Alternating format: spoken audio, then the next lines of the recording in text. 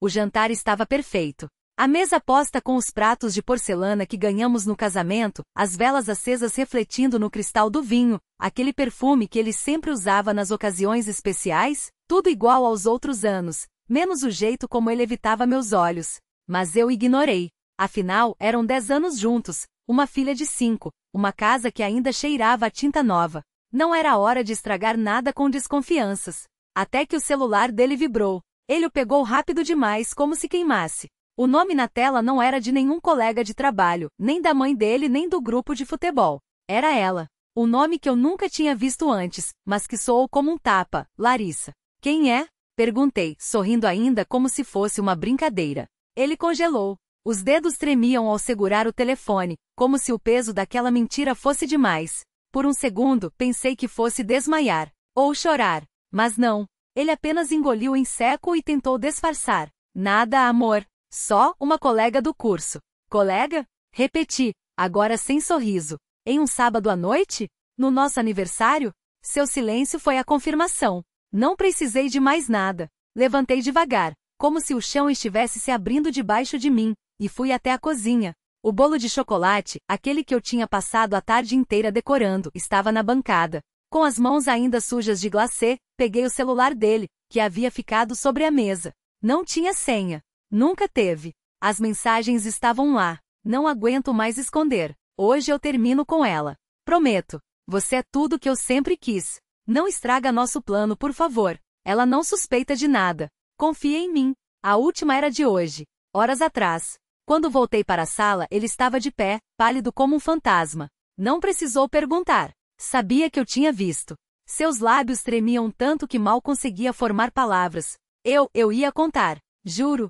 Quando? Minha voz saía firme, mas por dentro eu gritava. Depois do jantar? Depois do sexo de aniversário? Ou só quando a Larissa já estivesse morando aqui? Ele não respondeu. Só balançou a cabeça, como se isso adiantasse alguma coisa. E então, como se fosse a gota final, seu telefone vibrou de novo. Desta vez, a mensagem apareceu na tela.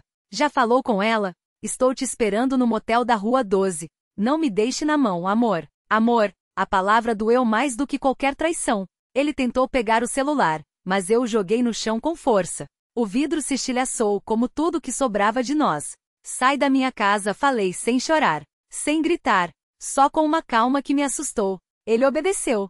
Pegou as chaves, olhou para trás uma última vez, como se esperasse que eu o chamasse de volta. Não chamei. Quando a porta bateu, senti o peso de 10 anos desabando sobre mim. Mas também senti algo novo, alívio. Porque pela primeira vez em muito tempo não precisava mais fingir. E amanhã, quando a nossa filha perguntar onde o papai está, vou dizer a verdade.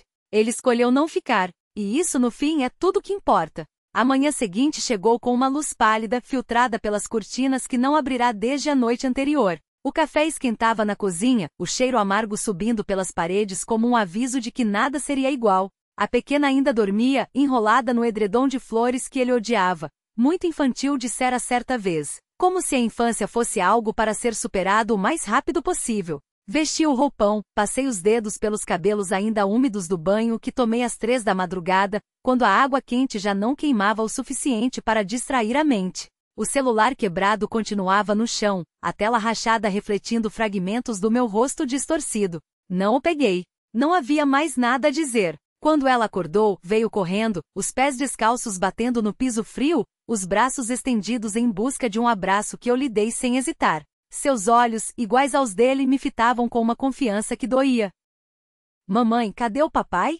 Perguntou, esfregando os olhos com as mãos pequenas. Sentei na beira da cama, puxei-a para o meu colo e respirei fundo. O peso da verdade era menos doloroso do que a mentira que eu vinha carregando por meses. Ele não mora mais aqui, querida. Ela franziu a testa, daquela maneira que fazia quando tentava entender algo que ainda não cabia no seu mundo. Mas ele volta hoje? Não. Amanhã? Balancei a cabeça. As palavras secas, sem espaço para esperanças vazias. Ele escolheu não ficar. Ela ficou quieta, os dedos brincando com a barra do meu roupão. Depois, com uma simplicidade que só as crianças têm, perguntou. Então a gente vai ser só nós duas agora? Sim. E foi só isso. Nenhuma lágrima, nenhum drama. Apenas o início de algo que, pela primeira vez, não precisava ser explicado, justificado ou perdoado. Mais tarde, enquanto arrumava as malas dele, roupas que deixaria na porta do quarto de hóspedes para que buscasse quando quisesse, encontrei um envelope escondido entre as camisas. Dentro, fotos nossa da época em que o amor ainda era uma promessa e não uma armadilha. Na última, estávamos os três na praia, a pequena com um balde de plástico, sorrindo para a câmera enquanto ele a segurava pela mão e eu, ao lado, olhava para os dois com um sorriso que agora parecia de outra pessoa. Rasguei as fotos sem pensar duas vezes. O som do papel se partindo foi satisfatório, como se estivesse destruindo não apenas imagens, mas também as versões de nós que já não existiam. À tarde, levei a pequena ao parque. Ela correu para os balanços, e eu me sentei em um banco, observando o movimento das outras famílias, pais empurrando filhos, casais de mãos dadas, avós sorrindo para netos. Nada daquele cenário me parecia estranho ou injusto. Pela primeira vez, não me senti excluída. Só livre. Quando voltamos para casa, o sol já baixava, pintando as paredes da sala com tons dourados. A pequena desenhava no chão rodeada por giz de cera, enquanto eu preparava o jantar, algo simples, sem a preocupação de agradar a ninguém além de nós duas. Mamãe chamou erguendo o papel com um rabisco colorido. Isso aqui é a gente. Olhei. Duas figuras de mãos dadas, uma grande, uma pequena, sob um sol amarelo e desproporcional. É lindo, disse, pendurando o desenho na geladeira com um ímã em forma de estrela. Ela sorriu satisfeita e voltou a colorir. Eu me apoiei no balcão observando-a, sentindo algo se rearranjar dentro de mim. Não era felicidade, ainda não. Era apenas a certeza de que, pela primeira vez em muito tempo, não havia mais nada a perder. E isso, no fim, era mais do que suficiente. A panela chiava baixo no fogão, o arroz soltando seu vapor quente que embaçava a janela acima da pia. De vez em quando, o giz de cera arranhava o papel com um som seco, como se a pequena estivesse pressionando com força demais, querendo fazer as cores virem à tona de uma vez. Eu não a corrigi. Sabia que algumas coisas precisavam ser feitas com essa intensidade, como se o mundo pudesse desmoronar se não fossem feitas com todas as forças. A tia Lígia vem amanhã? Perguntou sem levantar os olhos do desenho. Demorei um segundo a mais para responder. A colher de pau girava no molho, arrastando os pedaços de tomate até formarem um redemoinho vermelho. Não, querida. Ela não vem mais. A criança fez uma pausa, o giz pairando sobre o papel. Depois, com um movimento rápido, riscou algo no canto da folha, uma linha grossa, quase raivosa. Ah, não havia pergunta ali, nem lamentação. Só o peso de uma palavra que carregava tudo o que não precisava ser dito.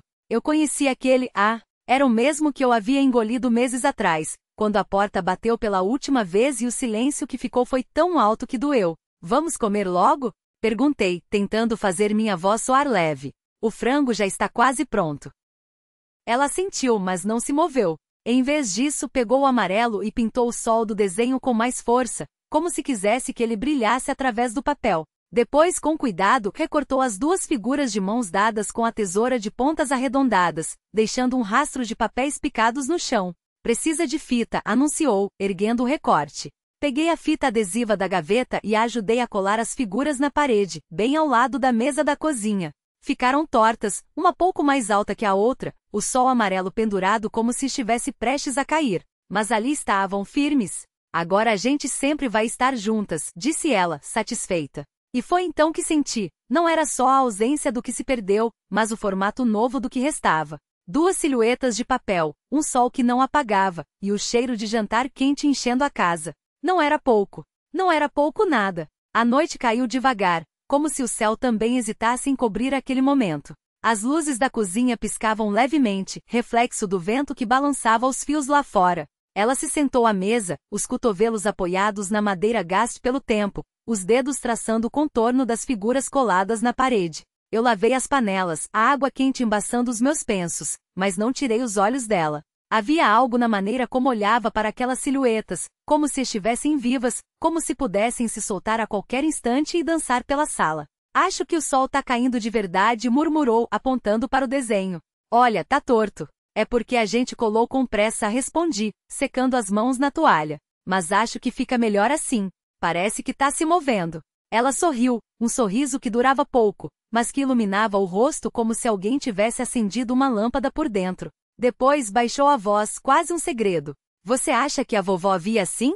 As coisas tortas, mas bonitas do mesmo jeito? A pergunta doeu e aqueceu ao mesmo tempo. Não respondi logo. Em vez disso, peguei a xícara de chá que esquentava no fogão e coloquei na frente dela, o vapor subindo em espirais. Ela envolveu as mãos em torno da porcelana, como se quisesse guardar todo o calor ali dentro. Acho que sim, falei finalmente. Acho que ela via as coisas assim, meio desajeitadas, meio fora do lugar, mas cheias de jeito.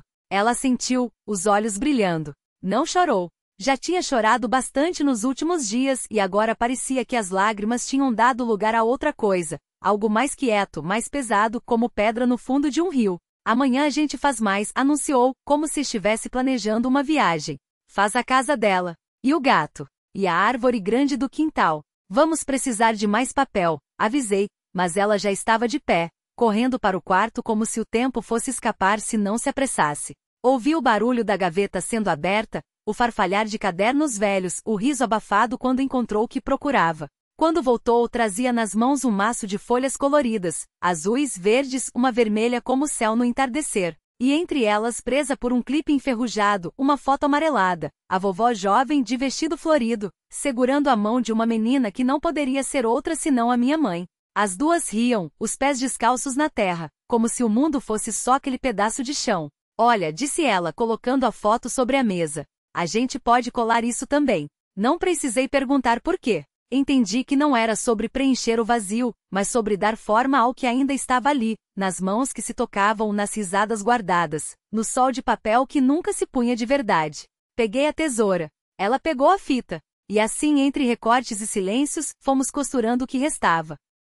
A colagem crescia sobre a mesa de madeira, ganhando camadas como a memória que se reconstrói aos poucos. A vovó alisava com os dedos o canto da foto, onde a tinta já começava a desbotar, e eu observava como as linhas do tempo se entrelaçavam no papel. O azul do céu recortado de uma revista velha se fundia ao vestido florido da mulher na fotografia, como se o passado pudesse, de algum modo, respirar dentro daquelas cores.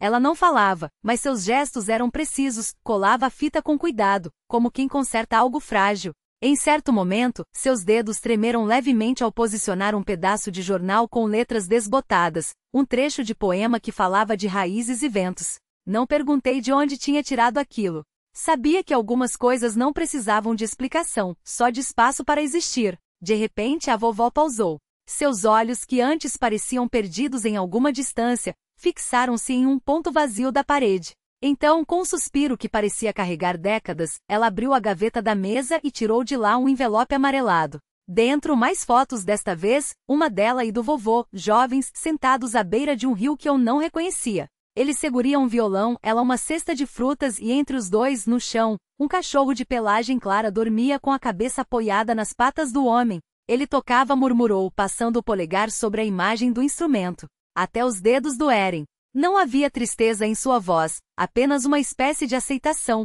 como quem finalmente permite que a água de um rio seco volte a correr. Colou a foto no canto inferior da colagem, onde o papel já começava a enrugar com o peso das camadas.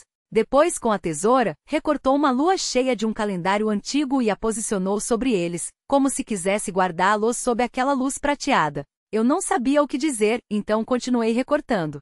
Ela, por sua vez, pegou um lápis e traçou uma linha sinuosa entre as imagens, unindo-as como um caminho. Não era reto nem perfeito, tinha curvas, interrupções, pequenos buracos onde o papel rasgava. Mas era um caminho. Quando o sol começou a se pôr do lado de fora, a colagem já ocupava quase toda a mesa. Havia flores secas coladas entre as fotos, pedaços de tecido que deviam ter sido de vestidos antigos, e até uma moeda enferrujada, achatada pelo tempo, presa no canto como um amuleto. A vovó recostou-se na cadeira, observando o trabalho. Então, com um sorriso que parecia sair de muito longe, ela pegou minha mão e a pressionou sobre o papel, onde ainda havia espaço. Agora falta a sua parte, disse. E eu entendi. Não era sobre completar o que estava quebrado, mas sobre adicionar algo novo ao que já existia. Peguei um pedaço de papel azul, o mesmo tom do céu na foto da minha mãe criança, e recortei uma silhueta e um pássaro em voo, com as asas abertas como se estivesse prestes a cruzar todas aquelas camadas de tempo.